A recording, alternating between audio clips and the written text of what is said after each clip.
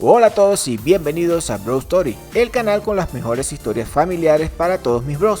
Mi nombre es Pedro y el día de hoy te voy a contar una historia basada en hechos ficticios que le ocurrió a mi prima Scarlett. La semana pasada mis tíos se mudaron a una nueva casa. Scarlett, mi prima, quien se encontraba organizando el closet, encontró una caja que no le parecía familiar. Tal vez los chicos de la mudanza se confundieron, pensó, y se dispuso a revisar el contenido de la misma.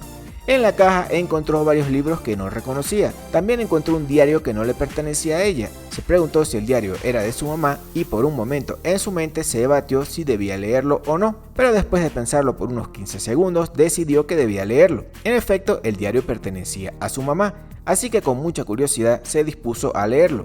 Lo que encontró la sorprendió demasiado, al mismo tiempo que le intrigó aún más. No puedo creer lo que estoy leyendo, decía Scarlett. Cada hoja que leía parecía aún más increíble que la otra. Ya no había vuelta atrás. A partir de ese momento Scarlett no podría volver a ver a su madre de la misma manera. El diario de su mamá había captado su atención. Sus letras plasmadas hacía más de 20 años retrataban a una persona que Scarlett no conocía. ¿Cómo era posible que una persona cambiara tanto?, se preguntaba mi ingenua prima. Ya no era solo asombro lo que sentía. Después del shock inicial, también estaba empezando a sentirse molesta por su descubrimiento. Decidió ponerse cómoda y seguir leyendo. En su mente, su mamá le debía una explicación, así que decidió leer por completo el diario para así poder enfrentar a su mamá con toda la información. Las páginas del misterioso diario se hacían más difíciles de digerir. Scarlett ahora empezaba a ver con ironía la situación. Rápidamente empezó a armar una estrategia para enfrentar a su madre. 20 años, su vida completa había vivido un engaño. El daño ya estaba hecho y no había forma de repararlo. Mi madre me debe una explicación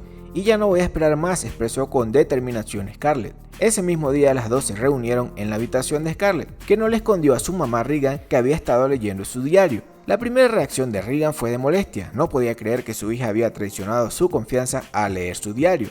Scarlett no aguantaba más. Si bien su mamá tenía razón de sentirse traicionada por su diario, ella debía darle una explicación de su comportamiento. Explícame, mamá, le dijo. Durante toda mi vida hemos comido exactamente lo mismo para el desayuno, almuerzo y cena. Me hiciste perder las esperanzas de almorzar nada que no fuera pasta con atún o pasta con queso, y para colmo pasada de cocción. Cálmate, le dice Regan.